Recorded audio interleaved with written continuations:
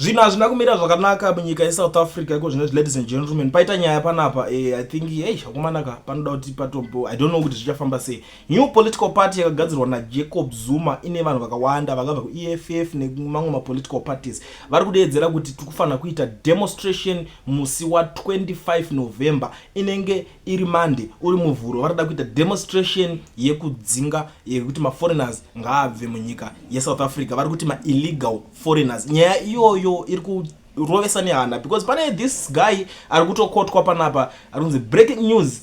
MK party SG Floyd Shivambu says he's tired of pretending all illegal foreigners must be deported immediately. Townships the economy belongs to locals. Do nyaya iripo iri kubuda ari kutaura panapa.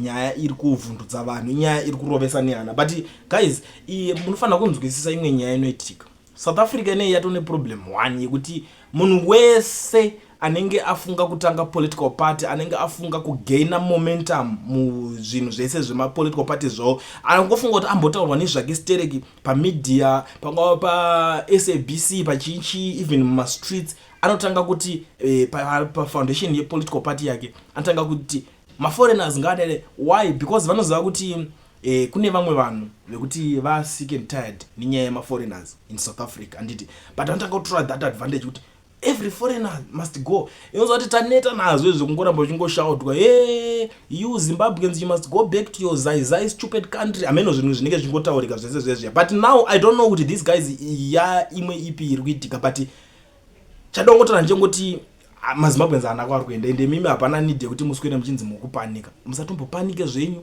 Vanhu ivavo ndo zvavari. Vanongoti kana zvavabata vanongotanga kungorotomoka, ndo maoperatori avo iwayo. So I think zvakakosha ladies and gentlemen kuti tinge tichizivisana zvinhu izvozvo. But zvinhu zviri kuitika futi, you never know kuti mangwana kunenge kunei, you never know kuti vanenge vakarongera vanhu chii.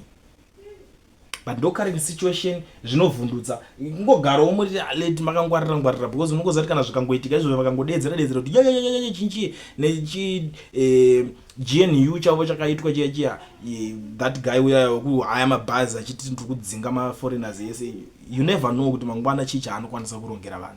But ndangoti ndingokuudzai guys kuti these people vese angoda kutanga political party ukatrace ma-opposition ese emuSouth Africa kana vachida kugena momentum ndo zvavanoita. Even vamwe vakambobuda akati dhudhula, umwe akambobuda zvikanzi action SA, amwapedzi ma-political party acho.